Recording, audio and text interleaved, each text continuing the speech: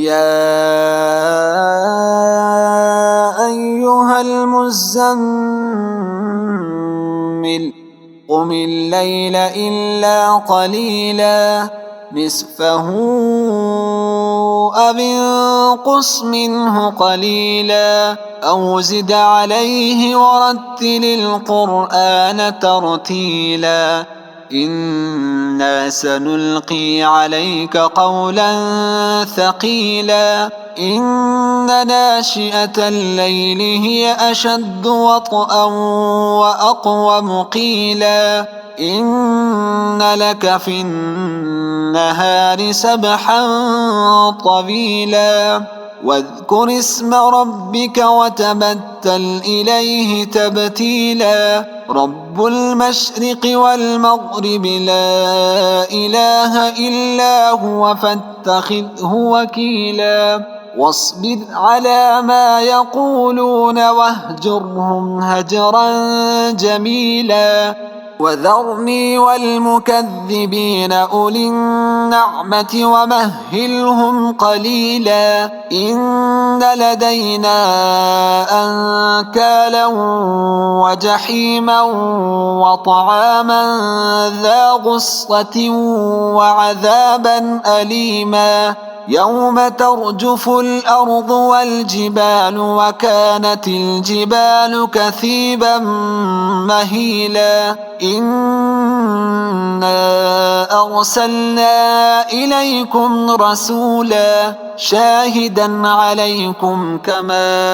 أرسلنا إلى فرعون رسولا فعصى فرعون الرسول فأخذناه أخذا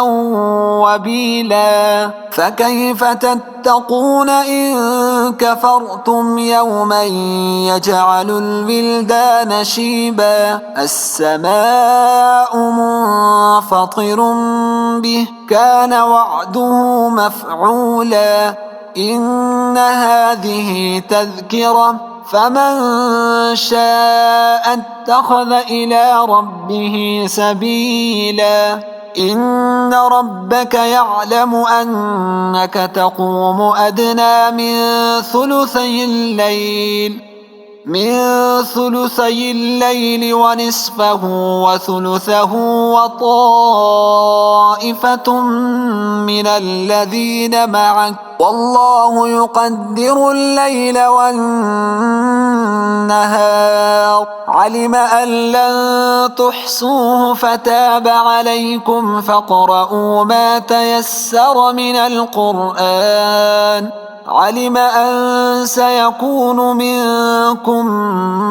مرضى وآخرون يضربون في الأرض يبتغون من فضل الله وآخرون يقاتلون في سبيل الله فاقرؤوا ما تيسر منه أقيموا الصلاة وآتوا الزكاة وأقرضوا الله قرضا حسنا وما تقدموا لأنفسكم من خير تجدوه عند الله هو خيرا وأعظم أجرا واستغفروا الله إن الله غفور رحيم